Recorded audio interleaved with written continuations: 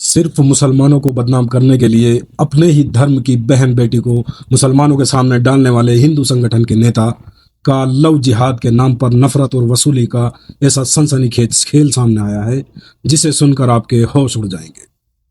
जी हाँ दोस्तों, और मेरे हिंदू भाइयों से गुजारिश है कि ऐसे लोगों से दूर रहें और अपनी बहन और बेटी को सुरक्षित रखें। दोस्तों, सुनने में यह किसी फिल्मी स्क्रिप्ट जैसी लगती है, लेकिन यह हकीकत है कि कैसे एक शातिर अपराधी ने पूरे शहर को सांप्रदायिक आग में झोंकने और 10 लाख वसूलने की खौफनाक साजिश रची थी। आइए जानते हैं इस पूरी कहानी की इनसाइड स्टोरी।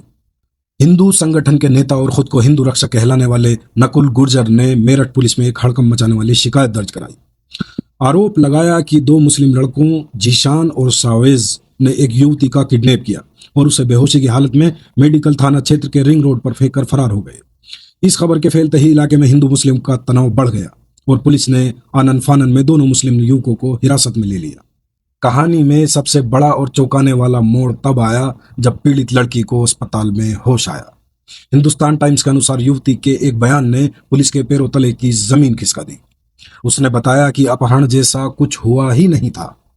यह पूरी कहानी हिंदू मुस्लिम तनाव पैदा करने और निर्दोषों को फंसाने की एक सोची समझी साजिश थी।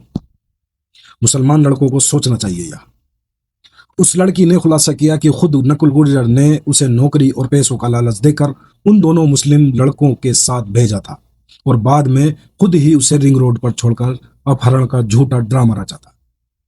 कितनी घटिया सोच होगी इन लोगों की जो सिर्फ मुसलमानों को बदनाम करने के लिए अपनी ही धर्म की बहन बेटी को मुसलमानों के आगे डालते हैं और फिर ड्रामा रचते हैं। सच्चाई सामने आते ही मेरठ पुलिस एक्शन में आ गई। पुलिस ने 500 से अधिक सीसीटीवी कैमरों की फुटेज खंगाली और कॉल डिटेल्स की बारीकी से जांच की। जांच में जीशान और सावेज पूरी तरह से बेगुनाह साबित हुए, जिसके बाद उन्हें तुरंत छोड़ दिया गया। साजिश का भांडाफोड़ होते ही मुख्य मास्टरमाइंड नकुल गुर्जर मेरठ से रफू चक्कर हो गया। पुलिस ने उस पर 25,000 का इनाम घोषित किया और उसकी धरपकड़ के लिए कई टीमें लगा दी। आखिरकार मेडिकल थाना पुलिस ने ताबड़तोड़ दबिश देकर इनामी नकुल गुर्जर को दबोच लिया। जांच में सामने आया कि इस नफरती सिंडिकेट में वीएचपी जैसे हिंदू संगठनों से जुड़े कुछ और लोग भी शामिल थे, जिन पर पुलिस ने शिकंजा कसा है। नकुल गैंगरेप का पुराना आरोपी है। नकुल कोई हिंदू रक्षक नहीं, बल्कि एक नाबालिग लड़की से सामूहिक दुष्कर्म का मुख्य आरोपी है। यह लड़का हाल ही में कोर्ट से बाहर आया था एक रेप केस के मामले में, तो कुछ कट्टरपंथियों ने इसका स्वागत बाकायदा फूलों की मालाएं पहना कर किया था। ये गोरक्षा की आड़ में उगाही का धंधा भी करता था। पुलिस के मुताबिक नकुल खुद को एक बड़ा दक्षिणपंथी नेता और कथित गोरक्षक बताता था, लेकिन इस मुखौटे के पीछे वह रंगदारी और ब्लैकमेलिंग का रैकेट चला रहा था।